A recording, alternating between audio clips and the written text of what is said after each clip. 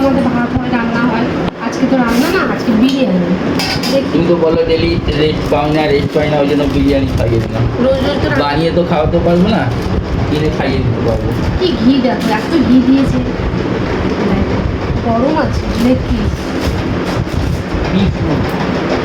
এত ঘি। স্যালাড দিয়েছে আর 3টে ডিম। হ্যাঁ সমুদ্র বললাম খেয়ে যা, খেয়ে নেবো। অল্প করে খেয়ে যেতে পারতো তো। সবই লেগ পিস, ওইটাতে কী দিয়েছি দেবো।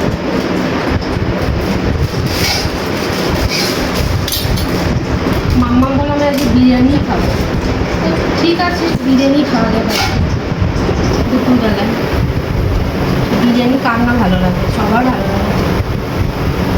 ঘি দেখো, লেগ পিস দেখো, ডিম দাও একটা করে। এটা স্যালাড দিয়েছিল।